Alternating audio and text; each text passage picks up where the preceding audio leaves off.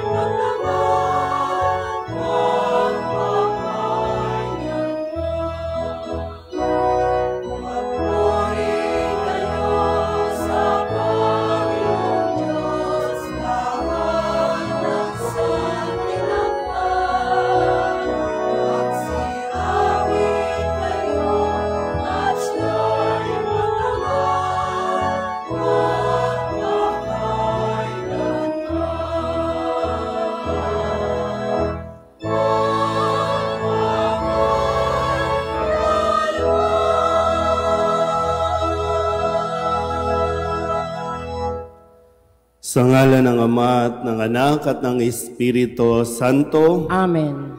Sumainyo ang Panginoon. At sumaiyo rin. Tayo po ngayon ay nasa ikalimang linggo ng Pasko ng muling pagkabuhay. At tayo po ay napapasalamat sa Diyos sa biyaya ng ating pintakasing patrong si San Jose. Maligayang kapistahan po sa inyong lahat. Mga kapatid, aminin natin ang ating mga kasalanan upang tayo'y maging marapat gumanap sa banal na pagdiriwang. Inaamin ko sa makapangyarihang Diyos at sa inyo mga kapatid na lubha akong nagkasala sa isip, sa salita at sa gawa at sa aking pagkukulang. Kaya'y sinasamo ko sa mahal na Birheng Maria, sa lahat ng mga anghel at mga banal, at sa inyo mga kapatid, na ako'y panalangin sa Panginoong ating Diyos. Kawaan tayo ng makapangyarihang Diyos, patawarin tayo sa ating mga kasalanan, at patnubayan tayo sa buhay na walang hanggan. Amen. Panginoon, kaawaan mo kami. Panginoon, kaawaan mo kami. Kristo, kaawaan mo kami. Kristo, kaawaan mo kami. Panginoon, kaawaan mo kami. Panginoon, kaawaan mo kami.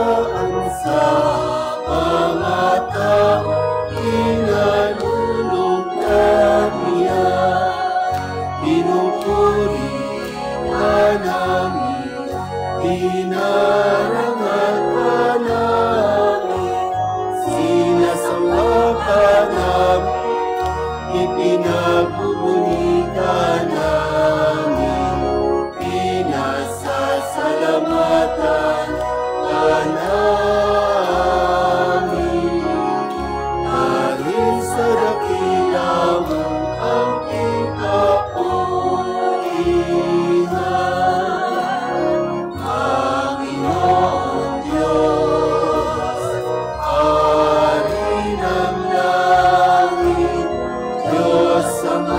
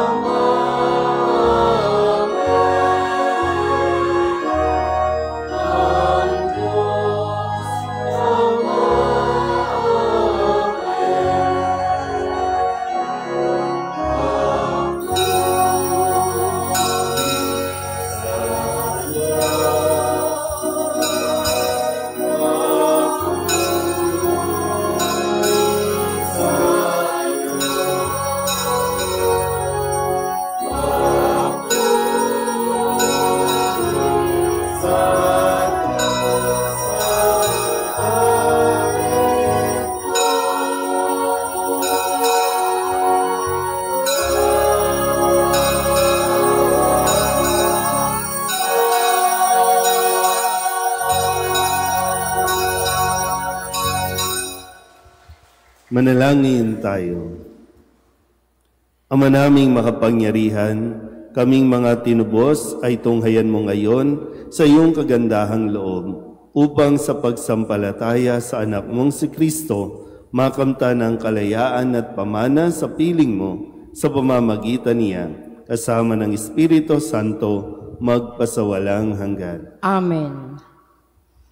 Nagtalaga ang mga apostol ng mga mamumuno sa mga bagong Kristiyanong pamayanan at hinikayat nila ang mga tumanggap kay Kristo na maging masigasig at matatag sa pananampalataya. Pagbasa mula sa Gawa ng mga Apostol. Noong mga araw na iyon, nagbalik sina Pablo at Bernabe sa Listra, sa Iconio at sa Antioquia ng Pisidia. Pinatatag nila ang kalooban ng mga alagad at pinagpayuhan na manatiling tapat sa pananampalataya. Magdaranas muna tayo ng maraming kapighatian bago makapasok sa kaharian ng Diyos. Turo nila sa kanila. Sa bawat simbahan, humirang sila ng matatandang mamamahala at matapos manalangin at mag-ayuno, ang mga ito'y itinagubilin nila sa Panginoon na kanilang pinananaligan. Tinahak nila ang Pisidia at nakarating sa Panfilia. Ipinangaral nila sa Perga ang salita ng Diyos at pagkatapos ay bumaba sa Atalia. Mula roon, naglayag silang pabalik sa Antioquia. Dito sila nagsimula ng gawaing ginanap nila matapos silang itagubilin sa pagkakalinga ng Diyos. Pagdating doon, tinipon nila ang mga kaanib ng simbahan at isinalaysay ang lahat ng ginawa ng Diyos sa pamamagitan nila at kung paanong binuksan niya ang daan upang makapanampalataya ang mga hintil. Ang salita ng Diyos. Salamat sa Diyos. Diyos ko at ang aking hari, pupurihin kitang lagi. Diyos ko at aking hari, pupurihin kitang lagi. Ang Panginoong Diyos ay puspos ng pag-ibig at lipos ng habag. Banayad, magalit, ang pag-ibig niya ay hindi kumukupas. Siya ay mabuti at kahit kanino'y hindi natatangi. Sa kanyang nilikha, ang pagtingin niya ay mamamalagi. Diyos ko at aking hari, pupurihin kitang lagi. Magpupuring lahat sa iyo, O Poon, ang iyong nilalang. Lahat mong nilikha ay pupurihin ka at pasasalamatan. Babanggitin nilang tunay na dakila ang iyong kaharian at ibabalitang tunay kang dakila't makapangyarihan. Diyos ko at aking hari, pupurihin kitang lagi. Dakila mong gaway upang matalastas ng lahat ng tao. Mababatid nila ang kadakilaan ng paghahari mo. Ang paghahari mo'y sadyang walang hanggan, hindi magbabago. Diyos ko at aking hari, pupurihin kitang lagi. Sa katapusan ng panahon, ang mga taong nananatiling tapat ay patatatagin sa gitna ng mga pagsubok at mga paghihirap. Sila ang magiging bagong bayan ng Diyos na magniningning sa kariktan sa harap ng Panginoong Hesus. Pagbasa mula sa aklat ng pahayag. Akong si Juan ay nakakita ng isang bagong langit at isang bagong lupa. Wala na ang dating langit at lupa. Wala na rin ang dagat. At nakita ko ang banal na lungsod, ang bagong Jerusalem. Bumababa galing sa langit buhat sa Diyos, gaya ng babaeng ikakasal. Gayak na gayak sa pagsalubong sa lalaking mapapangasawa niya. Narinig ko ang isang malakas na tinig mula sa trono. Ngayon, ang tahanan ng Diyos ay nasa piling na ng mga tao. Mananahan siya kasama nila, at sila'y magiging bayan niya.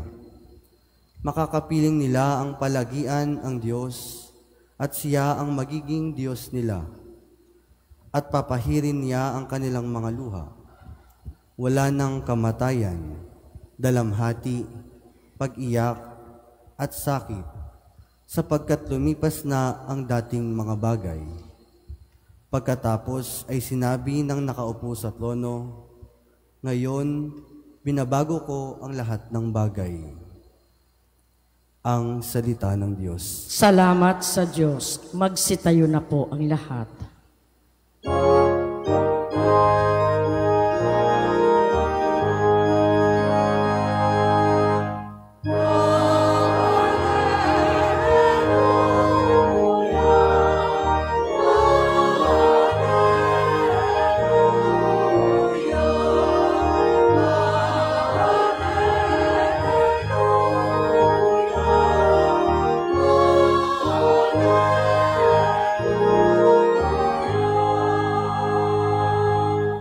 Bagong utos ani Kristo, mag-ibigan sana kayo tulad ng pag-ibig ko.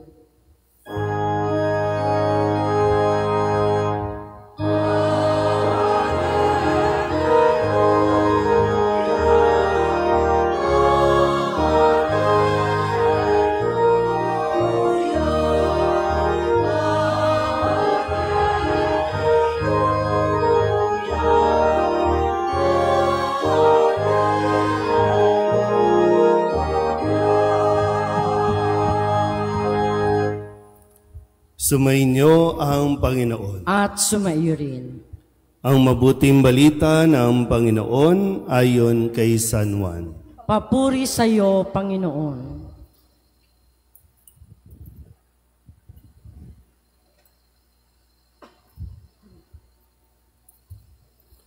Pagkaalis ni Judas mula sa huling hapunan, sinabi ni Jesus, ngayoy mahahayag na ang karangalan ng anak ng tao at mahahayag din ang karangalan ng Diyos sa pamamagitan niya.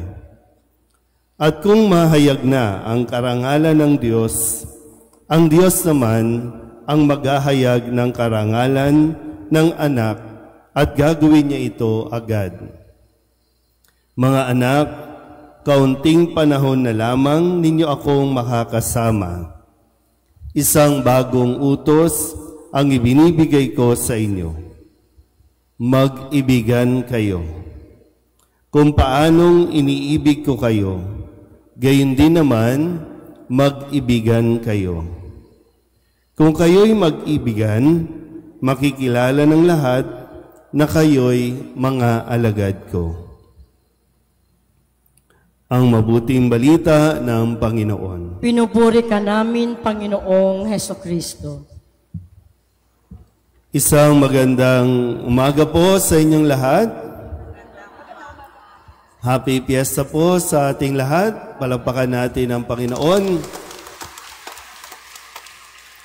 Sa ikalimang linggo ng Pasko ng Pagkabuhay ay talagang tayo'y lubos na nagpapasalamat sa Diyos sa mga biyaya na Kanya pong ibinibigay sa atin sa loob ng isang taong ito. No? Dahil kada taon, para ba nagre-renew tayo ng ating pasasalamat sa tulong din ng ating pintakasing ibig. No? Ating patrong si San Jose, na isang manggagawa at isang pamilyadong tao. Asawa ni Maria, tumayo ding ama ni Jesus.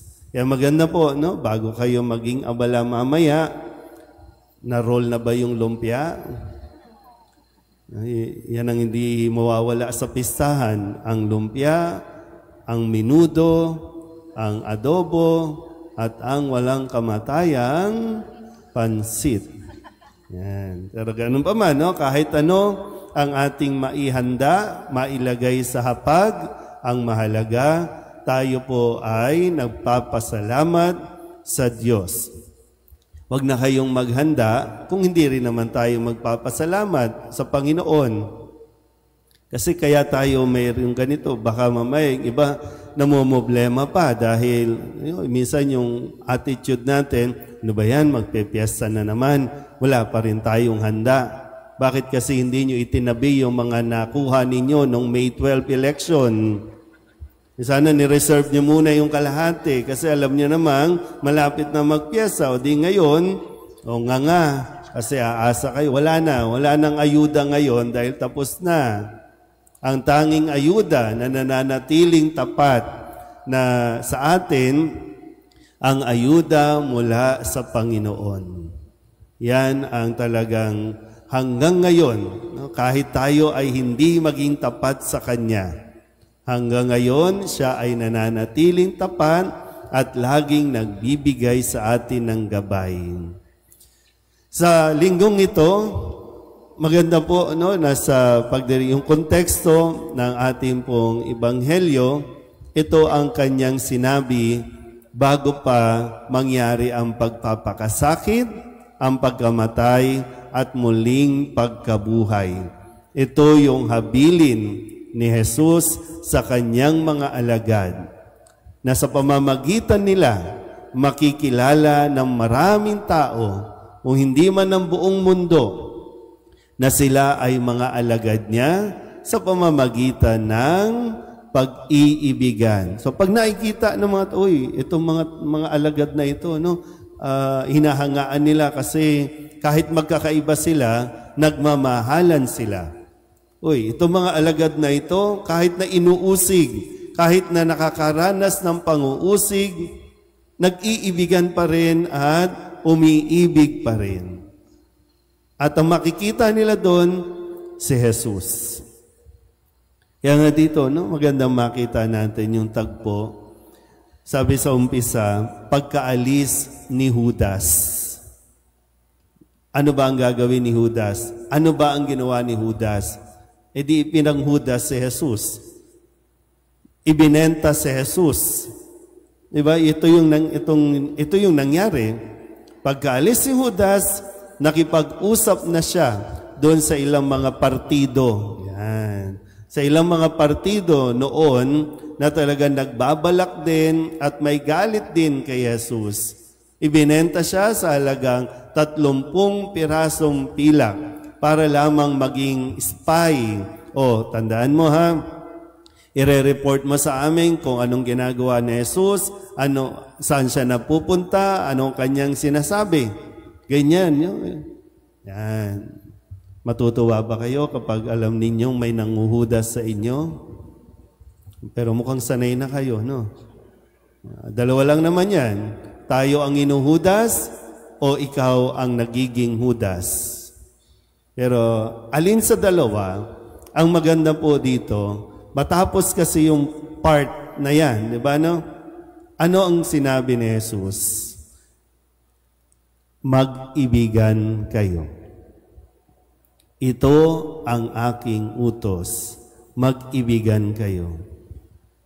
Kasi kung pag-aalis si Judas, ang pwede sana, kung tayo po yun, pag-aalis si Judas, mimitingin ko ito at sasabihin ko sa mga alagad na kuyugin nyo yun, abangan ninyo, matyagan ninyo mabuti. Di ba ganun, Kasi alam mo na, pag-uhudas mo Buti na lang, hindi tayo si Jesus. Kasi ang sabi ni Jesus, ito ang bilin ko sa inyo. Ito ang bagong utos. Mag-ibigan kayo. Nakukuha po ba, Yung isa, magbabalak na ng hindi maganda. Pero itong pinagbabalakan, ang sabi niya, mag-ibigan. So hindi na natin alam, ano ba nangyari kay Judas? Bakit nagagalit siya? Bakit galit siya kay Jesus para umabot sa punto na ibenta niya sa Jesus ang kanyang Panginoon, ang trumato sa kanyang kaibigan, ang tumanggap sa kanya, ang nagmahal sa kanya. Pero ang ibinalik ni Jesus, pagmamahal. So, kung mayroong, ito pala, magandang matutunan natin. Kung mayroong may galit sa iyo, hindi mo pwedeng tapatan ng galit. Kasi walang mangyayari. Kung mayroong may galit sa iyo, tapatan mo ng pagmamahal. Kung mayroong magmura sa iyo, ang sasabihin mo, I love you. Ano? Ayawan na ba? Kasi, ang tinuturo kasi ng mundo, kung mayroong magalit sa iyo, magalit ka rin. Magwala ka din. Gumanti ka. Yun ang sabi ng mundo. Pero ang sabi ng Diyos, kung mayroong magalit sa iyo, mahalin mo lang. Magmahal ka pa. Kung ipagpalit ka, magmahal ka pa rin. Hindi, ipinagpalit ka, hindi. Pagpapalit ko rin. So, patas tayo. Ganun lagi, di ba? Pero kung papakinggan talaga natin ang mensaheng ito ni Jesus sa ating ebanghelyo ngayong araw na ito, mas ikaliligaya natin. Bagamat, no, sa tingin ng iba, sa umpisa, pwedeng mahihirapan ka. Kaya lang, masyado na pong magulo sa labas. Pati ba naman sa kalooban mo, magulong-magulo dahil yung pinaiiral mo sa iyong damdamin, sa iyong kalooban, puro galit, puro sama ng loob, imbis na pagmamahal. Wala tayong kahihinatnan sa galit. Kaya nga si Kristo, kahit na siya ay muling mabuhay, hindi na binalikan yung mga sakit, hindi na binalikan yung sama ng loob, kundi ang pinairal niya ay yung pag-ibig doon sa mga taong nakasakit sa Kanya. Magpasa hanggang ngayon, ito pa rin ang Kanyang pinaiiral. Ito ang isang napakahalagang bagay na natutunan niya sa Kanyang Ama. Sa Kanyang Ama sa langit at marahil sa Kanyang Ama si San Jose, ang natutunan ay pagmamahal. Kaya sana po, no, sa ating lahat, dito sa 5:30 ng umagang misang ito, matatanda na tayo lahat dito. Pero paano nga ba tayo makikilala? Makikilala ba tayo at maaalala ba tayo ng mga tao na laging galit? O mas maaalala tayo na laging nakangiti at nagmamahal? Amen? Magsitayo ang lahat, ipahayag natin ang ating pananampalataya. Sumasampalataya ako sa Diyos Amang makapangyarihan sa lahat, na may gawa ng langit at lupa. Sumasampalataya ako kay Jesucristo, iisang anak ng Diyos, Panginoon nating lahat.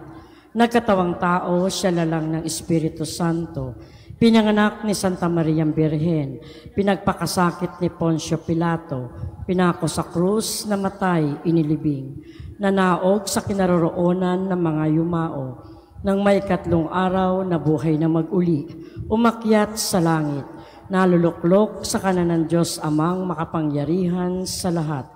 Doon magmumulang paririto at huhukom sa nangabubuhay at nangamamatay na tao.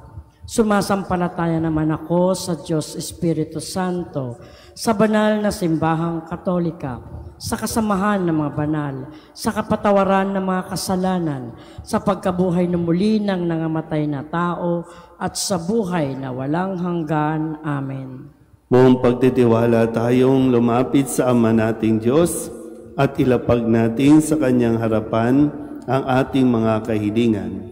Taos puso kaming dumadalangin, Panginoon, panatilihin mo kami sa iyong pag-ibig. Panginoon, panatilihin mo kami sa iyong pag-ibig.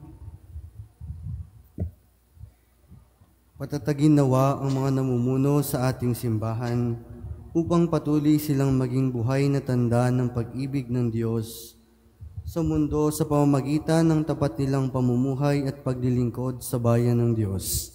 Manalangin tayo. Panginoon, panatilihin mo kami sa iyong pag-ibig. Gabayan nawa ng Diyos Ama ang mga pinuno ng bawat bansa upang maisulong ang pagdadamayan at kapayapaan na siyang magliligtas sa amin sa banta ng karahasan at digmaan. Manalangin tayo. Panginoon, panatilihin mo kami sa iyong pag-ibig. Hipuin nawa ng pag-ibig ni Jesus ang bawat magkasintahang naghahanda para sa kanilang kasal. Sa parehong pag-ibig din nawa sila magkasumpong sa kanilang buhay asawa. Manalangin tayo. Panginoon, panatilihin mo kami sa iyong pag-ibig.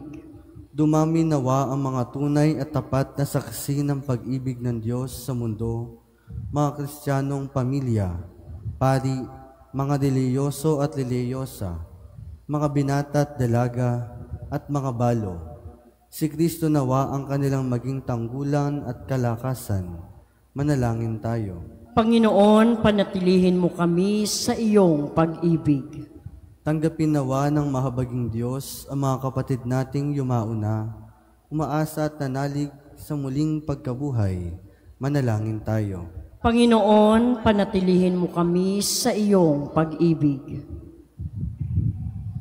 Idulog din natin sa Panginoon ang ating mga personal na kahilingan at mga panalangin para sa ating mga pamilya. Kasama din ang mga kahilingan ng mga nanonood sa online. Lahat ng mga misang pasasalamat, espesyal na intensyon, agarang paggaling ng mga may sakit, tang lahat ng mga kaluluwa na iniling na ipagdasal sa misang ito.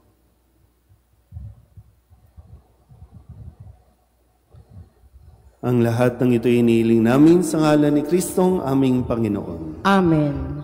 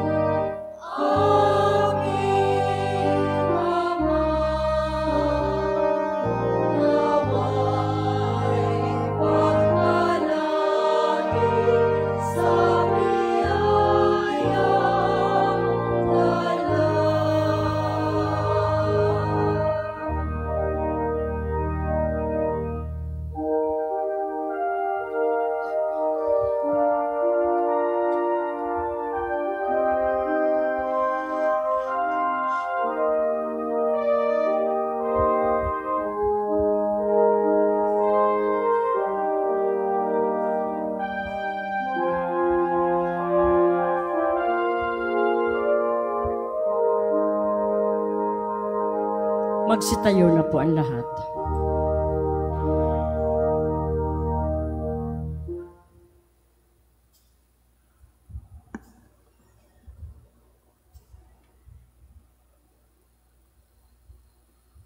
Manalangin kayo mga kapatid upang paghahain natin ay kalugdan ng Diyos amang makapangyarihan. Tanggapin nawa ng Panginoon itong pagkahain sa iyong mga kamay, sa kapurihan niya at karangalan sa ating kapakinabangan at sa buong sambayanan niyang banal. Ama naming lumikha sa paghahain ng banal na pagpapalitan ng iyong mga kaloob at ng aming alay, kami pinapagsasalo mo sa iyong buhay na namumukod tangi at walang kapantay.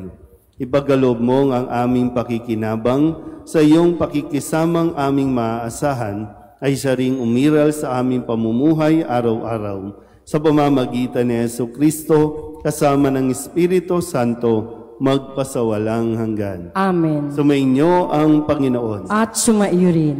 Itaas sa Diyos ang inyong puso at diwa. Itinaas na namin sa Panginoon. Pasalamatan natin ang Panginoong ating Diyos. Marapat na siya ay pasalamatan. Ama naming makapangyarihan, tunay ngang marapat na ikaw ay aming pasalamatan. Ngayong ipinagdiriwang ang paghahain ng Mesiyas, ang maamong tupa na tumubos sa aming lahat. Ang katawan ng anak mong sa krus na bayubay ay handog ng pag-ibig na walang kapantay. Ito ang paghahaing ganap mong kinalugdan. Ito ang nilunggati ng dating pag-aalay. Ang buong sarili ng anak mong si Jesus ay inihain sa iyo upang kami matubos. Siya ang dambana at paring naghahandog. Siya pa rin ang tupang handog na ibinukod. Kaya kaysa ng mga anghel na nagsisiawit ng papuri sa iyo, nang walang humpay sa kalangitan, kami nagbubunyi sa iyong kadakilaan.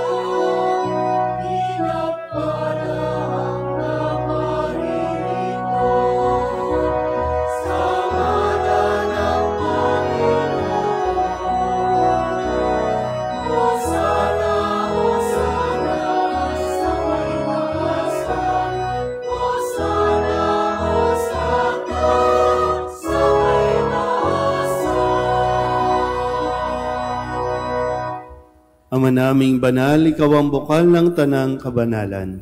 Kaya't sa pamamagitan ng iyong Espiritu, gawin mong banal ang mga kaloob na ito upang para sa aming maging katawan at dugo ng aming Panginoong Hesu Kristo.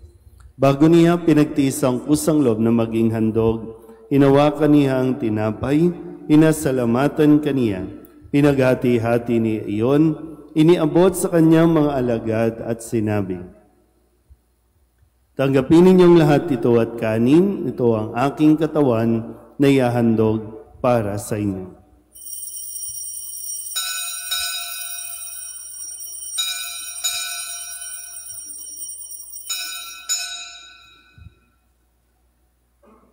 Gayun din naman, nang matapos ang hapunan, inawakan niya ang kalis, muli kaniyang pinasalamatan. Iniabot niya ang kalis sa kanyang mga alagad at sinabi, tanggapin ninyong lahat ito at inumin. Ito ang kalis ng aking dugo, ng bago at walang hanggang tipan. Ang aking dugo na ibubuhos para sa inyo at para sa lahat, sa ikapagpapatawad ng mga kasalanan. Gawin ninyo ito sa pag-alaala sa akin.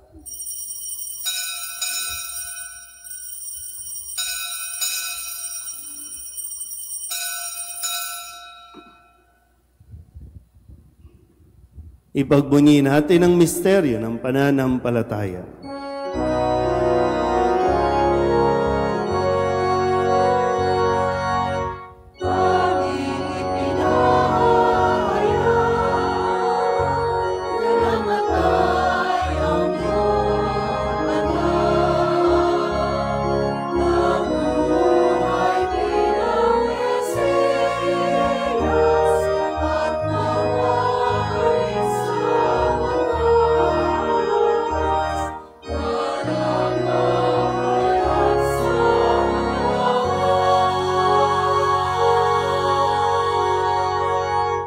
Ama, ginagawa namin ngayon ang pag-alaala sa pagkamatay at muling pagkabuhay ng iyong anak.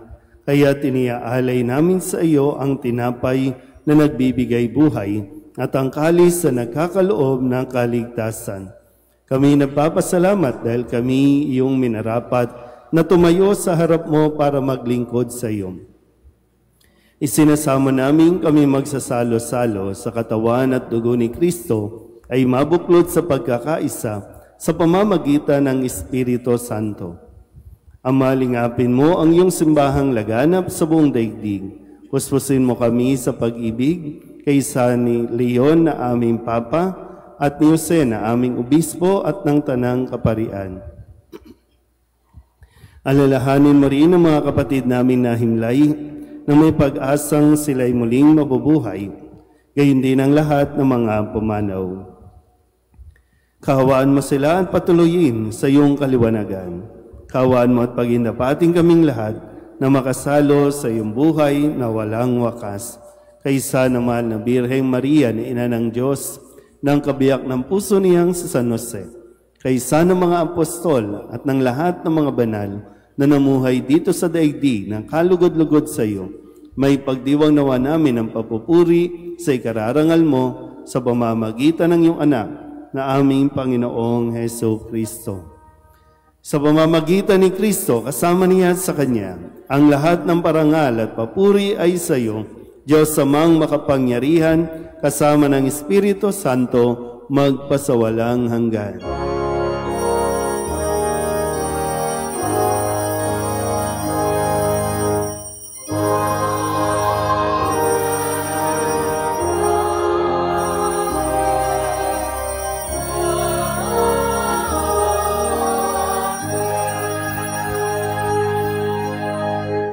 Sa tagabili ng mga nakagagaling na utos at turo ni Jesus sa Panginoon natin at Diyos, ipahayag natin ang lakas loob.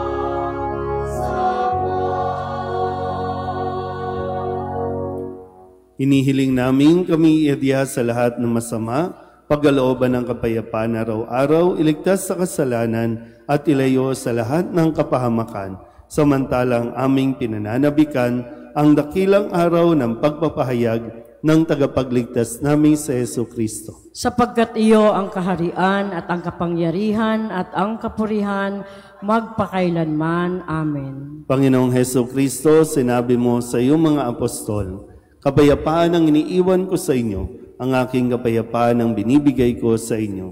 Tunghayan mo ang aming pananampalataya at huwag ang aming mga pagkakasala.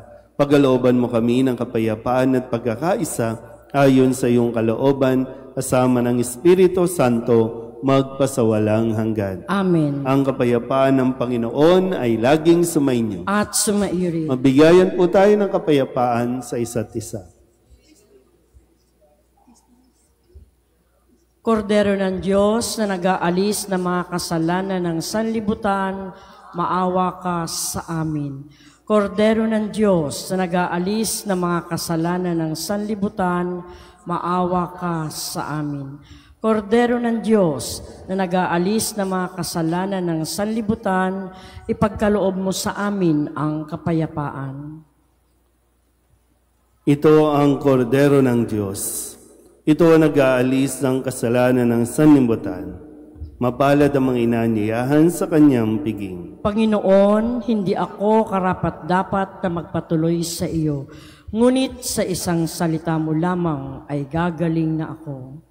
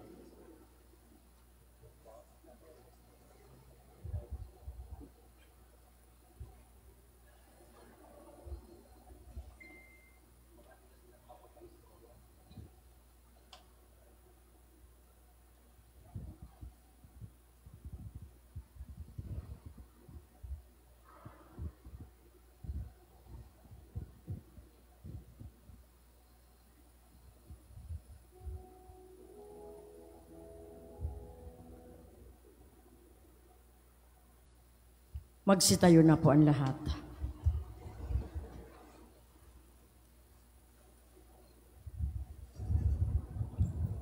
Manalangin tayo. Ama naming mapagmahal, manatili kang kapiling ng iyong sambayanan na ngayoy pinapakinabang mo sa iyong sariling buhay at gawin mong kami pasulong na makahakbang mula sa dati naming pagkamakasalanan patungo sa pagbabagong nagdudulot ng iyong kabutihan sa pamamagitan ni Jesucristo kasama ng Espiritu Santo magpasawalang hanggan. Amen. Magsiupo po sa mandali para sa ilang pabatid. Maligayang kapistahan po sa lahat. Tayo po ay magkakaroon ng special collection bilang suporta sa mga seminarista buhat sa bayan ng Kagalangin. Tumulong po tayo. Habang ginaganap po ang second collection, paalala po muli sa ating pong parokya, sa inaanyayahan po ang mga nagsasama ng hindi pa kasal o kasal sa sibil. Libre po ang ating kasal dito sa ating parokya. Kaya sana po mapag-usapan ninyo, no, lalo na yung mga medyo tumanda na, may ihahabol pa natin, no, maitatama pa at mababasbasan pa ang inyong pagsasama. At mamaya po kung makakabalik kayo, 9:15, i-welcome po natin ang Apostolic Nuncio to the Philippines, no, ang representative po ng Vatican, ng Santo Papa dito sa ating bansa. Siya po ang magmimisa mamayang 9:15 ng umaga. At mamayang hapon, kung kaya nyo pa, pagkatapos po ng 5:30 na misa, ay gaganapin po ang prosesyon ng ating pong imaheng si San Jose. Kung hindi pa kayo lasing, no, at kaya pa, sana po makapunta kayo ulit at sama-sama nating parangalan ang ating patrong si San Jose at pasalamatan ng Panginoon sa kanya pong paggagabay sa atin. Magsitayo na po ang lahat.